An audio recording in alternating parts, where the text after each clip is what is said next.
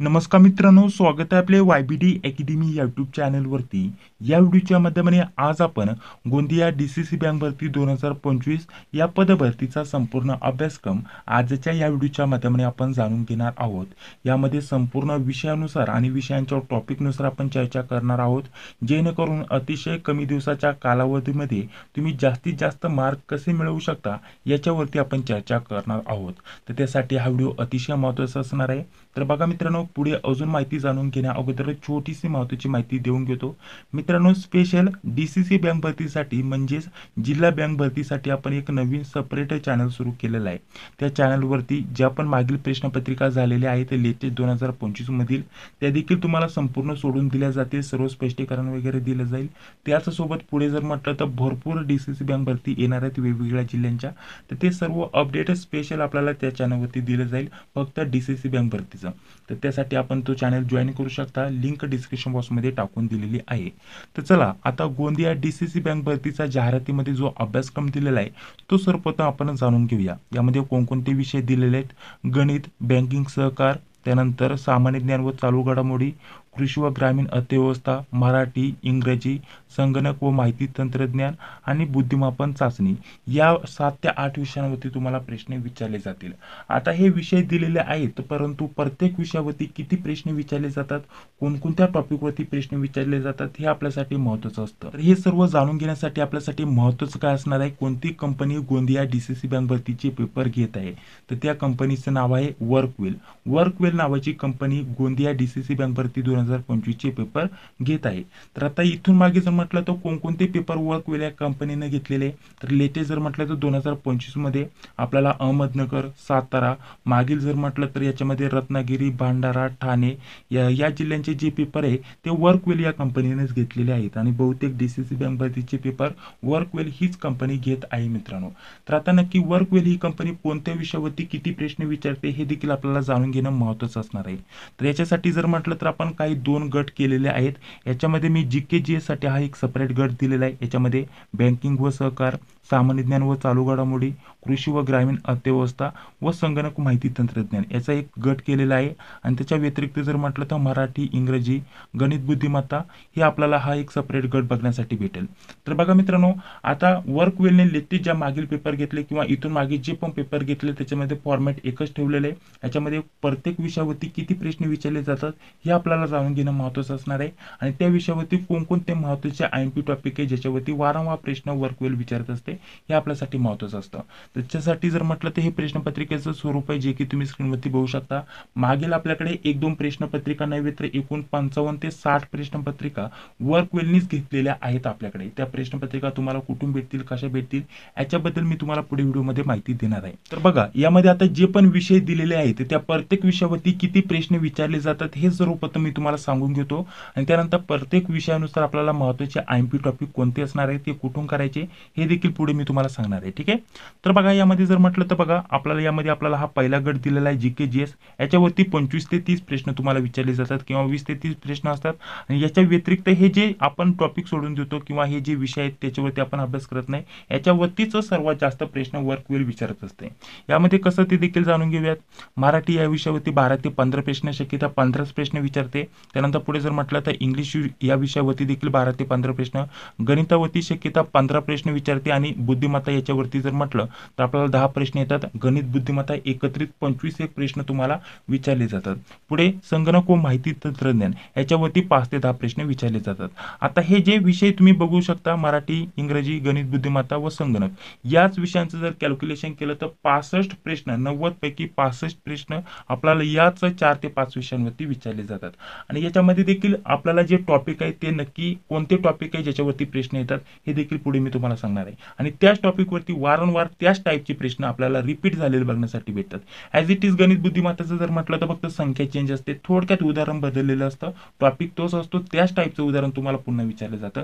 एवढे देखील मी तुम्हाला इथे सांगत आहे, त्यानुसारच तुम्हाला व्यवस्थित अभ्यास करायचा आहे। तसं जर अभ्यास केला तर लगेच तुम्हाला समजून येईल। आणि बाकी जर म्हटलं तर तुम्ही हे जे आपल्याला विषय दिलेले आहेत हे मराठी, इंग्रजी, गणित, बुद्धिमत्ता, संगणक वगैरे यांचा जर प्रत्येक टॉपिकचा जर तुम्ही अभ्यास केला तर तुमचा खूप वेळ वाया जाईल आणि तुमचा अभ्यास पूर्ण होणार नाही मात्र तुम्हाला जे आता पुढे मी टॉपिक सांगणारे प्रत्येक विषयानुसार त्याच टॉपिकचा अभ्यास केला तर अतिशय कमी काळामध्ये तुम्ही जास्तीत जास्त रिव्हिजन करू शकता आणि जास्तीत जास्त स्कोअर इथं मिळवू शकता।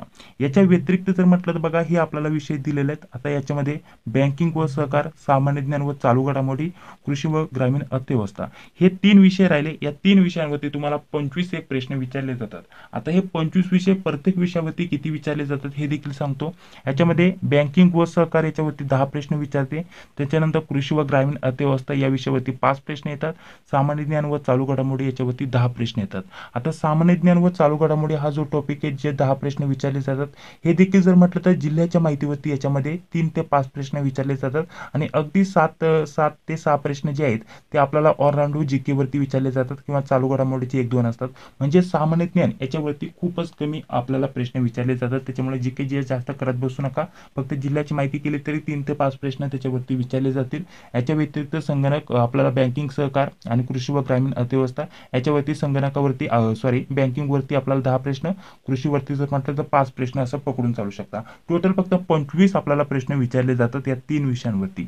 आता तुम्हीच विचार करा यामध्ये 20 ते 25 प्रश्न आणि इकडे 65 प्लस प्रश्न विचारले जातात, तर तुम्हाला कोणत्या विषयाचा अभ्यास करायला पाहिजे हे तुम्ही इथं व्यवस्थित समजून घ्या। आता त्यामध्ये डीसीसी बँक भरतीमध्ये अर्ज केला तर बहुतेक विद्यार्थी फक्त बँकिंग सहकार करत असतात, कृषी व ग्रामीण अर्थव्यवस्था किंवा संगणक या विषयावरती भर देतात।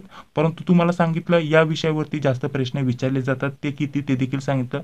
माझ्या अंदाजानुसार जर म्हटलं तर माझ्याकडे जर म्हटलं तर 55 ते 60 प्रश्नपत्रिका वर्क वेलनीच घेतलेल्या आहेत, त्यांचं व्यवस्थित मी रिव्हिजन बघितलेलं आहे किंवा अनालिसिस केलेलं आहे मित्रांनो।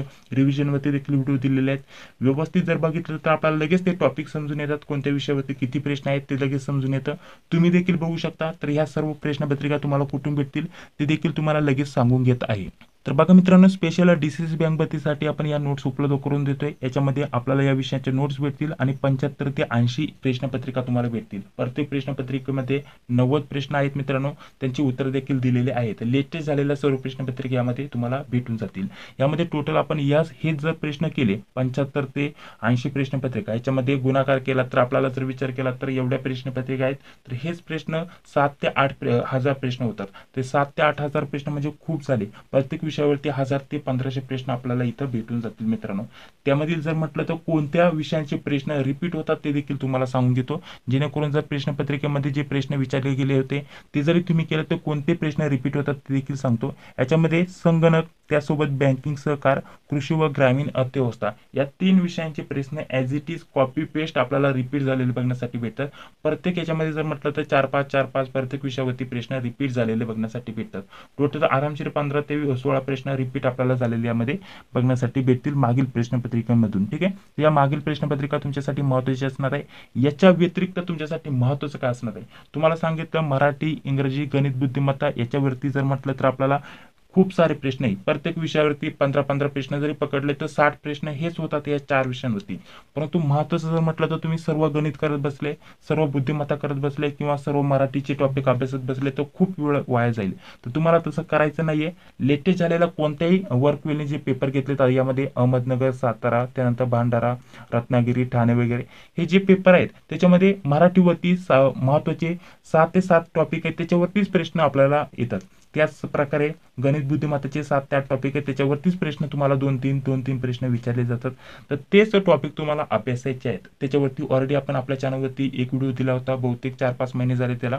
परंतु तुम्ही देखील फक्त 2 ते 3 प्रश्नपत्रिका याचे बघितल्या, सोडवल्या तर तुम्हाला ते टॉपिक लगेच समजून येतील। तर आपल्याला काय करायचं, सर्वप्रथम आता प्रश्नपत्रिका आपण मिळवू शकता नोट्सच्या माध्यमाने। त्या प्रश्नपत्रिका मिळवल्यानंतर तुम्हाला काय करायचंय, जे टॉपिक आहेत ते तुम्हाला नोट करून घ्यायचं। बुद्धिमत्ताचे जे टॉपिक आहेत ते तुम्हाला नोट करून घ्यायचं। तुम्ही बघायचं की पुढची जी प्रश्नपत्रिका तुम्ही दुसऱ्या जिल्ह्याची जरी ओपन केली, तुम्ही बघितलं तर तुम्हाला त्याच टॉपिक वरती पुन्हा त्याच टाईपचे प्रश्न आलेले बघण्यासाठी भेटतील, एवढं पण सांगतो। त्याच्यासाठी तुम्हाला मागील प्रश्नपत्रिका या खूप महत्त्वाच्या असणार आहे। तर त्यासाठी आपण 75 ते 80 प्रश्नपत्रिका देतोय उत्तरासोबत आणि बाकी विषयांच्या नोट्स देतोय। याच्यामध्ये मराठी, इंग्रजी, गणित, बुद्धिमत्ता, चालू घडामोडी, आपल्याला चालू घडामोडी देखील लेटेस्ट भेटून जातील। IMP GK देतोय, संगणक याच्यावरती आपल्याला IMP प्रश्न देतोय, बँकिंग सहकारचे IMP प्रश्न, कृषी व ग्रामीण अर्थव्यवस्था याचे देखील IMP प्रश्न या 7 ते 8 विषयाच्या नोट्स सेपरेट असतील आणि या 75 ते 80 प्रश्नपत्रिका आहेत त्या सेपरेट असतील. या सर्व लेटेस्ट जर म्हटलं तर या नोट्स आपण PDF स्वरूपामध्ये उपलब्ध करून देतोय. सर्वांची एकत्रित किंमत ठेवलेली आहे 229. जर पाहिजे असेल तर या नंबरवरती तुम्हाला पेमेंट करायचं आहे आणि याच नंबरवरती व्हॉट्सअपवरती तुम्हाला स्क्रीनशॉट पाठवायचा आहे. त्यानंतर अगदी 5 ते 10 मिनिटांमध्ये सर्व या नोट्स तुम्हाला PDF स्वरूपामध्ये व्हॉट्सअपवरती सेंड केल्या जातील मित्रांनो. तर तुम्हाला जास्तीत जास्त रिव्हिजन करायची असेल तर मी एवढंच सांगेल की मागील प्रश्नपत्रिका सोडवा. लेटेस्ट झालेला अहमदनगरचे पेपर तुम्ही सोडू शकता, 2025 मध्ये झालेत. त्यासोबत साताऱ्याचे डिसेंबरमध्ये पेपर झाले 2024 मध्ये, ते पेपर सोडू शकता. तर त्याच टाईपचे तुम्हाला त्याच टॉपिकवरती सेम प्रश्न आलेले बघण्यासाठी भेटतील. त्याच्यामुळे तुम्ही प्रॅक्टिस करायची असेल, जास्तीत जास्त रिव्हिजन करायचे असेल तर टॉपिकनुसार अभ्यास करत बसू नका. प्रश्नपत्रिकेमध्ये जे टॉपिक विचारले गेलेत प्रत्येक विषयावरती त्याचा अभ्यास करा. प्रश्नपत्रिका जास्तीत जास्त सोडवा. याच्यामध्ये आपण 75 ते 80 प्रश्नपत्रिका देतोय, त्याचा तुम्ही जास्तीत जास्त अभ्यास करा. बाकी या विषयांच्या नोट्स देखील भेटतील. या नोट्समध्ये तुम्हाला सर्व स्पष्टीकरण वगैरे भेटेल मित्रांनो, सर्व काही दिलेलं आहे, काळजी करू नका.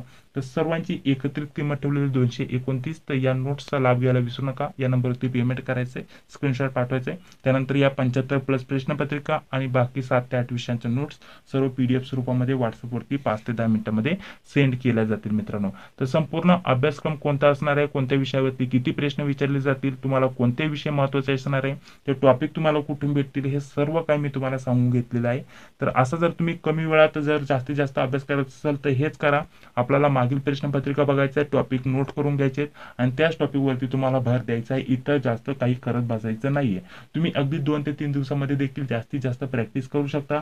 बाकी सांगितलं संगणक, बँकिंग, सहकार, कृषी व ग्रामीण अर्थव्यवस्था याचे प्रश्न ॲज इट इज मागील प्रश्नपत्रिकेमधून कॉपी होत असतात, ते देखील तुम्हाला फायदेशीर इथं ठरणार आहे. त्यासाठी सर्व नोट्स आपण उपलब्ध करून देतोय. बाकी अभ्यासक्रमाबद्दल माहिती तुम्हाला इथं देऊन घेतलेली आहे. हा व्हिडिओ बाकी जर आवडला असेल तर लाईक करा. चॅनलवरती पहिल्यांदा आला असेल तर चॅनलला देखील सबस्क्राईब करा. जी बेल येते तिलाही क्लिक करा. भेटूया आता पुढील व्हिडिओमध्ये. जय हिंद, जय महाराष्ट्र.